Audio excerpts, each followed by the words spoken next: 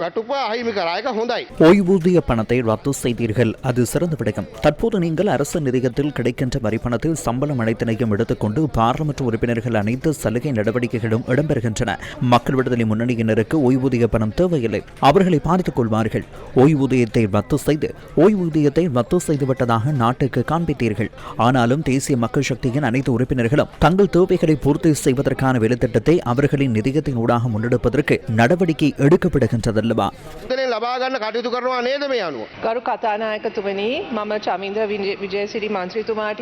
சபாநாயகர் அவர்களே, நான் சமிந்த விஜயசிறி அவர்களுக்கு நன்றி கூறுகின்றேன். எமது தேசிய மக்கள் சக்தி மற்றும் மக்கள் விடுதலை முன்னணியின் வங்கிக் கணக்குகளை மிக நீண்ட காலமாக ஒழுக்கத்துடன் பயன்படுத்திக் கொண்டிருக்கின்றோம் என்பதை அவர் நாட்டுக்கு வெளிப்படுத்தியிருக்கின்றார். அதனை முழு நாட்டுக்கும் தெரியப்படுத்தியமைக்காக நான் நன்றி கூறுகின்றேன். ஐக்கிய மக்கள் சக்தி, ஐக்கிய தேசிய கட்சி, மொட்டு கட்சி போன்றவற்றின் வங்கிக் கணக்குகள் பற்றியும் இவ்வாறு பேசினால் மிகவும் சிறப்பாக இருக்கும். அப்போது கட்சிக்கான நிதி எவ்வாறு சேர்க்கப்படுகின்றது, அந்த நிதியை என்ன செய்கின்றார்கள் என்பது பற்றி நாங்கள் பேச முடியும். சபாநாயகர் அவர்களே, இது நாட்டுக்கு ரகசியமான விடயமல்ல. மக்கள் விடுதலை முன்னணி நீண்ட காலமாக சம்பளம் அல்லது எந்த ஒரு கொடுப்பனவுகளையும் தனிப்பட்ட வகையில் பெற்றுக்கொள்வதில்லை. அது கட்சியின் நிதியத்திற்கு செல்கின்றது என்பது இந்த நாட்டு மக்களுக்கு தெரியும் என நான் நினைக்கின்றேன். அது புதிய விடயமும் அல்ல, விசேடமாக கூற வேண்டிய விடயமும் அல்ல. அவ்வாறு தான் தேசிய மக்கள் சக்தியும் செயற்படுகின்றது.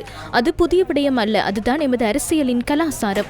இந்த பக்கத்தில் இருக்க நாம் அனைவரும், இந்த உறுப்பினர்கள் அனைவரும் இந்த கலாசாரத்தை தான் பின்பற்றுகின்றோம். வாழ்க்கை முறை ஒவ்வொருவருக்கும் வேறுபட்டது.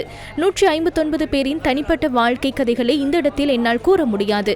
நாங்கள் 159 பேரும் எப்படி சரி வாழ்ந்து கொண்டிருக்கின்றோம், அவ்வளவுதான் எனக்கு கூற இருக்கின்றது.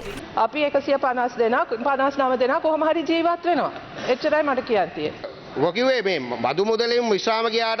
வரி பணத்தில் ஓய்வூதியம் வேண்டாம் என்றல்லவா கூறினீர்கள். ஆனால் இந்த விடயத்தின் ஊடாக நீங்கள் அந்த பணத்தை கணக்குகளை சேர்த்துக் கொண்டு உறுப்பினர்களின் தேவைகளை பூர்த்தி செய்கின்றீர்கள்.